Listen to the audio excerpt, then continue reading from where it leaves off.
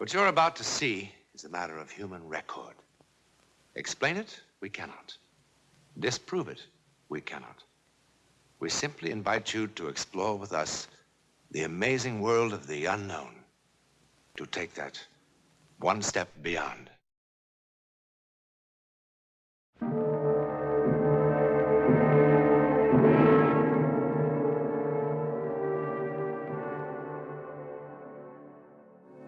What you're about to see has haunted the minds of men for 40 years.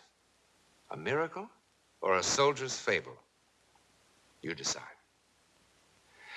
At 22:30 hours on the night of November the 14th, 1915, something happened in the war-darkened skies over Europe. It was seen by a British mortar unit here in Flanders. It was reported by a Russian sentry on the East Prussian front. It interrupted the maneuvers of an Italian infantry company here.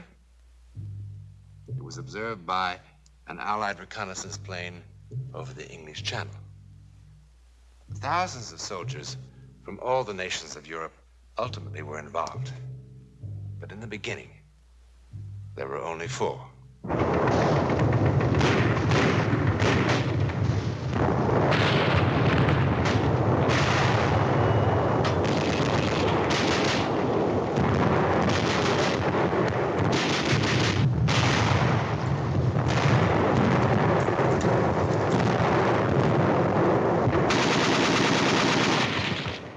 4 French soldiers, an unimportant patrol on a trivial mission, set out on this gloomy November night in 1915 to attack a minor mortar position, kill a few enemy soldiers, and return to its lines. Indeed, a modest beginning for what is now just seconds away.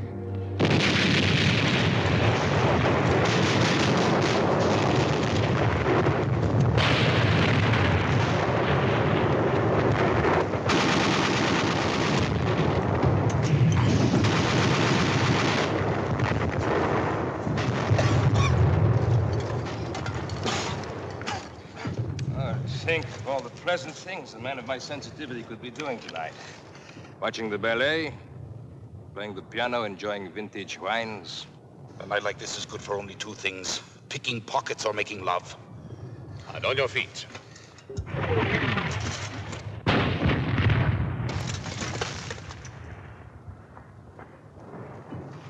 On your stomach, on your feet, on your stomach, on your feet. Oh, what an unpleasant war. Those flares, do they mean they've seen us? Probably. What will happen? If they kill enough of us, the next ration of schnapps. If we kill enough of them, perhaps they let us take a bath. Must feel strange to kill for the first time. Strange? Actually, I enjoy it. Each time I kill, I think there's one less bush between me and those lovely bottles of wine gathering dust in my cellar. When's that blasted thing going to fall? Probably hanging from a parachute. Where do you see a parachute? How can it just hang there? It's so bright. Come on. Burn up. Fall.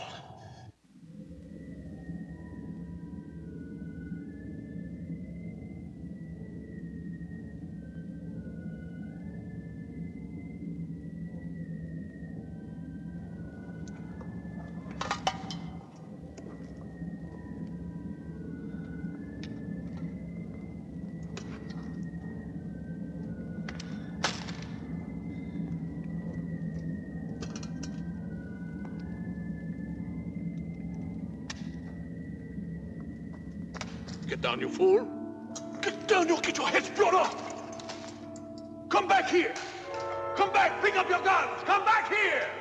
What are you running from? It is only a dirty bush. Think it is just a flare.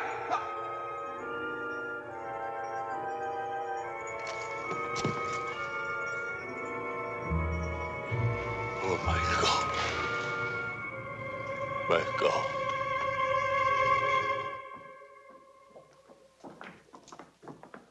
On your feet. On your feet, you up. At ease, as you were. No need for formality. I am Captain Tremaine of the Adjutant General's office. I've been appointed to defend you at your court-martial tomorrow. Tomorrow? What's the big hurry? It's the cooks they should court-martial. They're poisoning the whole army. I don't know why they chose me. My practice was civil law. What do I know about a mess like this? It's reassuring to know that our defense is in such good hands. Well, there's not much of a defense, soldier. Obvious what happened. The charges say it all. Cowardice in the face of the enemy. Cowardice! It wasn't that at all. Quiet. Show respect. But I wasn't afraid. I mean, I was at first, but it wasn't that. Do you know who the prosecutor is? Major Lamar of the High Command, that's all. I've just been a captain for the last 2.5 weeks. I don't suppose the captain would be demoted if he should lose his case. Oh, don't worry about that. He'll lose all right. It's bang, bang, bang for us. Well, how can I win? It's all here in black and white. At a time when the Boche are defeating us everywhere, Lamar will eat me up alive. Well, I'll do the best I can. But you'll have to be absolutely honest with me. No need to hold back anything. Sergeant Vai, look at this record. I just don't understand it. The Croix de Guerre. What happened? How could a brave man like you run from the enemy? Ask the others. I'm asking you.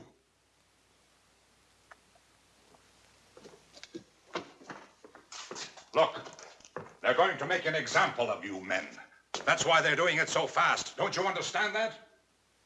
Sir, ask the others. I really don't want to ask any of you. I don't like to defend cowards. Why do you call us cowards? What did you want us to do? At first, I was blinded by the light. I couldn't see anything. And then I wasn't in the shell hole anymore. I wasn't. I was home. Home? Yes. I was home. No, it wasn't my imagination. I was really there. It was morning. I was in the kitchen. Mama was pouring milk for breakfast. And Papa was putting on his working shoes and talking about the day's work. My little sister was there. And through the window, I could see the sun, the way it hit the fields. A flock of birds. I was home. And I was happy. And then I felt the rifle in my hand, and I thought, what am I doing with this?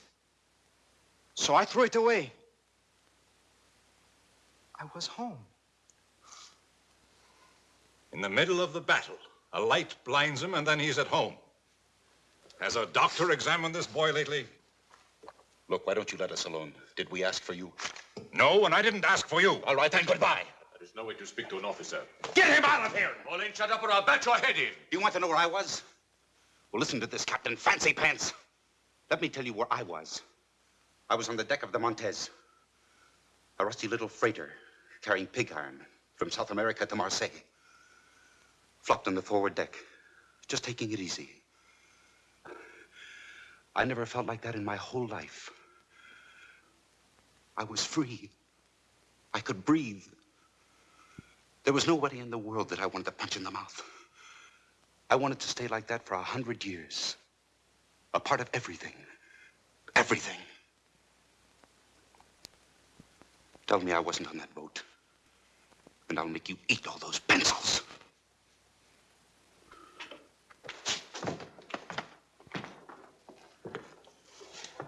I'm sorry, sir, but what can you expect in today's army?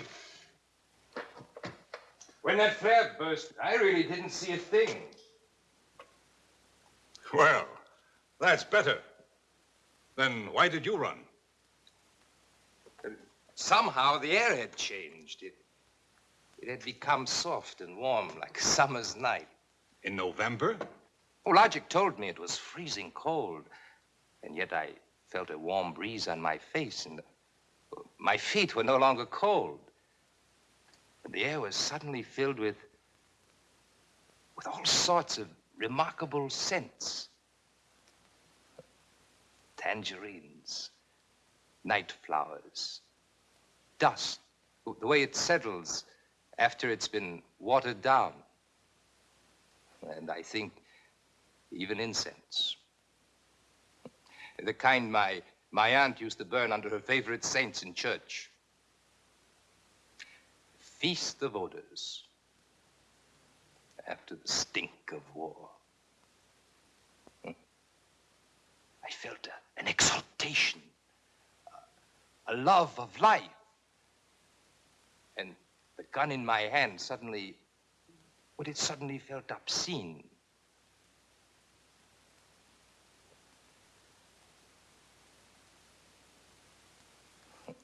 Obscene.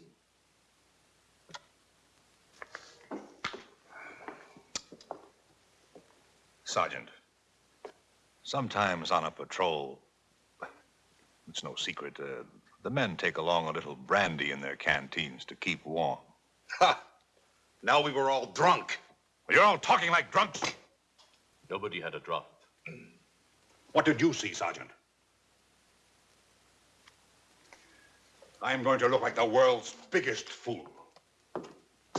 I was in the kitchen. Mama was pouring milk. I was on a freighter, carrying pig iron. Like incense my aunt used to burn under her favorite saint. They'll laugh me right out of the courtroom.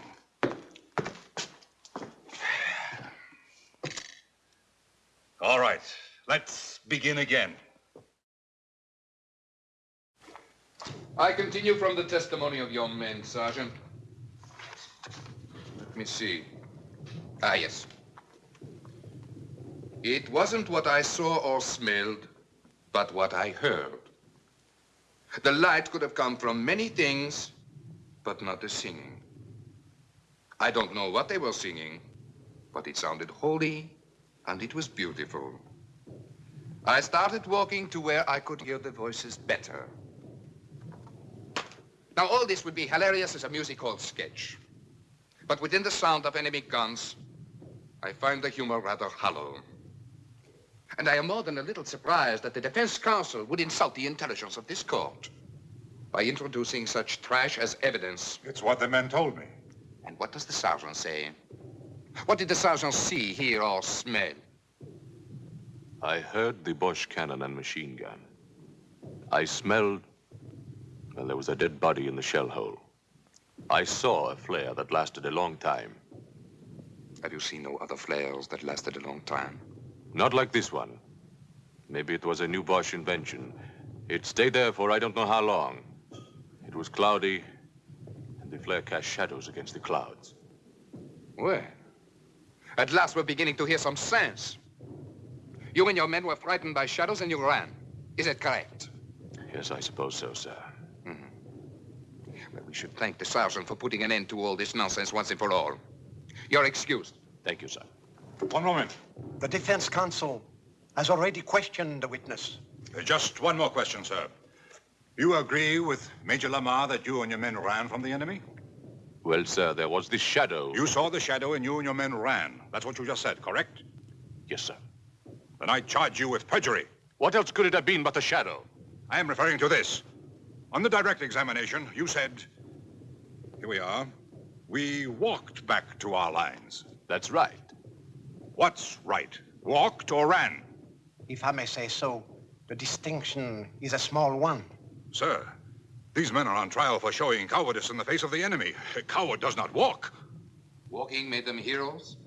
Would you have the courage to walk across a battlefield? I beg your pardon, sir. I know that I would not have such courage.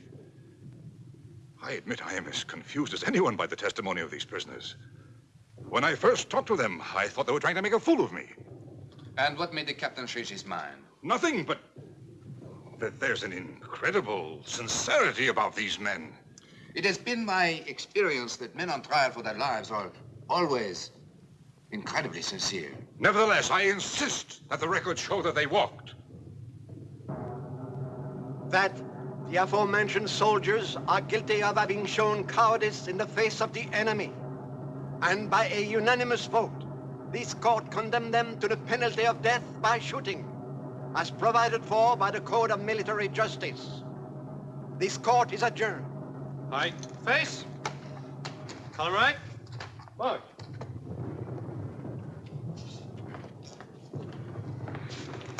Cheer up, Captain. You did a good job. Better than they deserved. Are you sure that's all it was, sir? All what was? I mean what the sergeant said, that the shadow was caused by a flare. Of course. The rest is rubbish. Be sensible. What else could it have been?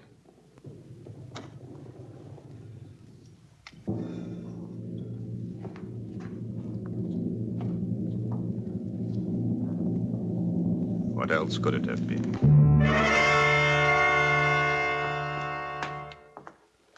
Good morning. Is it? It's difficult for us to tell down here. I'm going to see the commanding general and try to get a stay of execution. You don't sound hopeful. I'll do my best. I think you will. And that's most curious. Why? I'm a lawyer, that's why. When you first came down here, you wanted to spit in our eye. But in the courtroom, and now. Don't tell me you actually believe our outrageous stories. I don't know what I believe. Anyhow, while I'm in town, I could mail your letters if you wish. When do they get rid of us? It's scheduled for 1400 hours. No letters, Sergeant? After 18 years in the Army, I've nobody to write to, sir. Sergeant, is that all it was, just a shadow? If I told them I saw Noah's Ark passing by, would that have saved us? No, I suppose not. Oh, Captain, you could do me a favor. When you go into town, you could get me a bottle of good cognac. Something really first-rate, I mean. I would like to have one last taste of first-rate cognac. Of course. It wasn't the shadow. And I don't imagine things. I'm as hard-headed as an ox. What I saw, I saw. When I looked up, the flare was still burning bright. And there, as big as the sky itself, was the face of the first man I ever killed. He was an Algerian, maybe even younger than me. And if I didn't cut his throat, he was going to cut mine. Then he was dead. His eyes were staring up at me. That's what I saw. That Algerian kid. And you know how he looked? And if he was saying, "It's all right, my friend, it wasn't your fault." That didn't make me feel any better about it. For there I was again with a gun in my hand and a belt of grenades around my neck. And if it wasn't my fault that Algerian kid was dead, well, then whose fault was it? You think I would say something like that in court and let them laugh at me, too?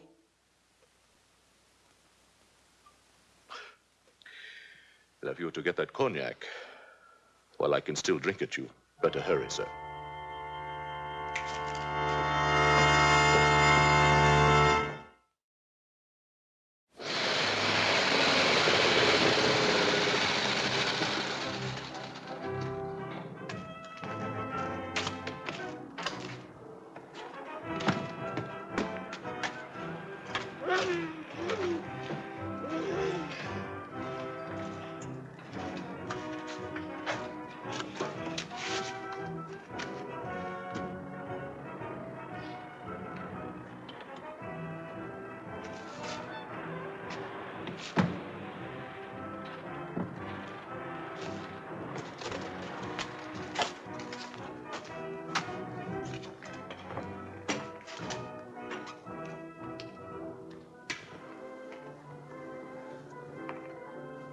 Could the captain spare a cigarette?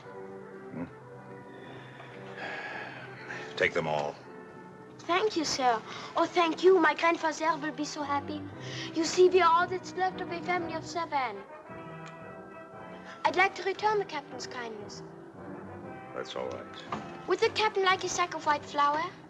At a reasonable price. No thanks. Or fresh butter or eggs? I have a fine Polish ham. Does the captain need any potatoes? A gold watch, in perfect condition. Solid gold. Bite it. Not after 2. It can't be that late. 10 after 1.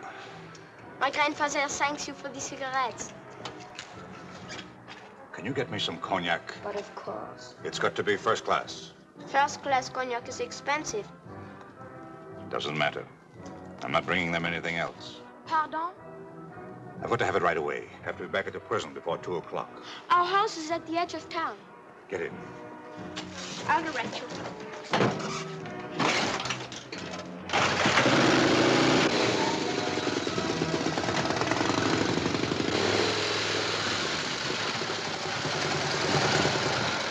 The Bosch are just a few kilometers behind those woods. So pretty soon you'll be able to sell them potatoes and ham and butter. I am learning a few German words. It's a difficult language. I'm sure. The cognac is in the cellar. I'll get it.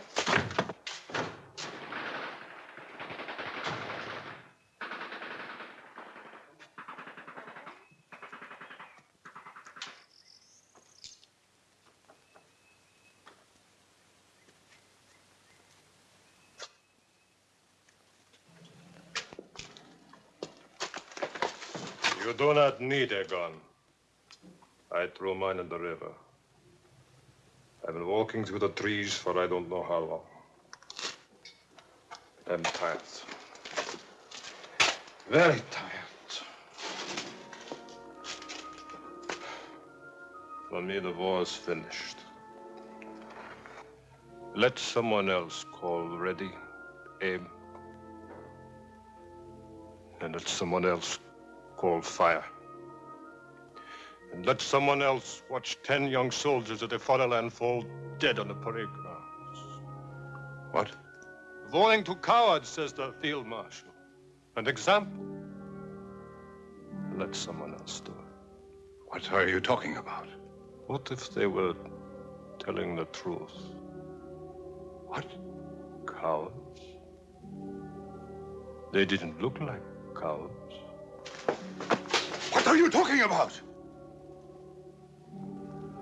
What if each one really did see something? See something? What?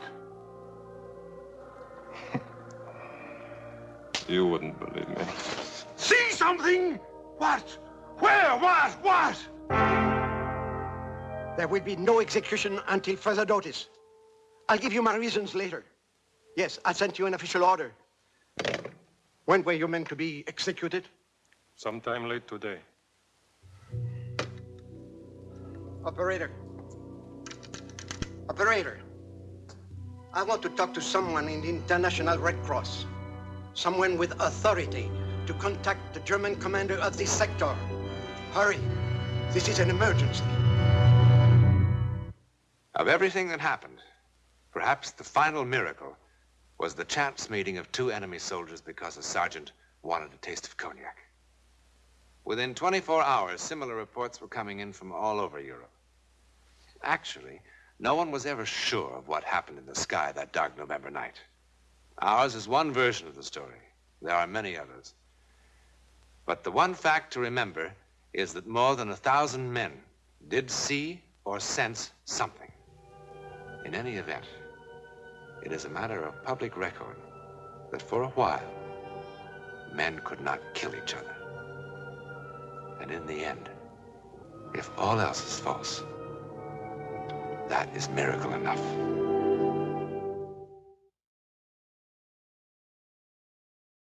Next week, one of the most stunning psychic events on record.